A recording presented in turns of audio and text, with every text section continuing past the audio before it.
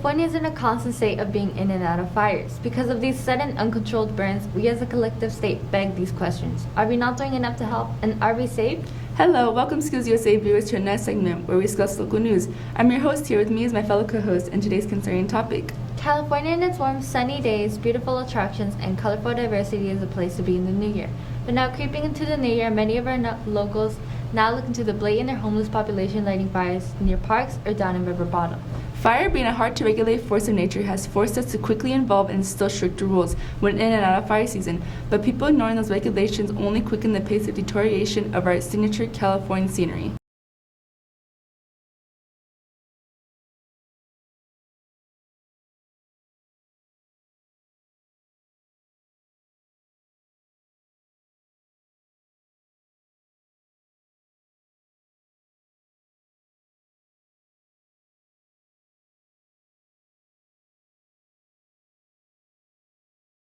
Every year, more and more than 2 million acres are burned, and our people are displaced from fires that were caused by preventable actions.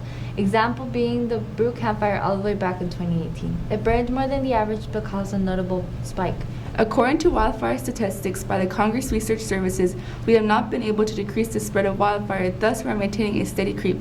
Further and further up the scale, we are expected to double in fire expensing and land destruction.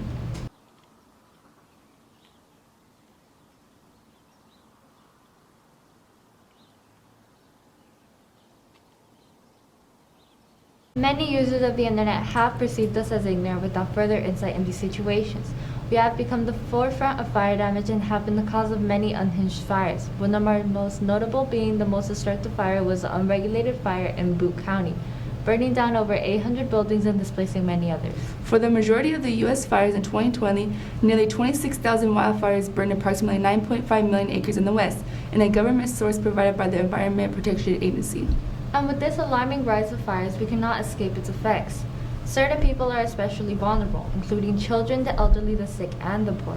High air temperatures can cause heat strokes, dehydration, and affect people's cardiovascular, respiratory, and nerve systems. So, how do we as Californians help ease the tension and remain the golden state with our climate changing and our people becoming even more vulnerable for the changing weather conditions?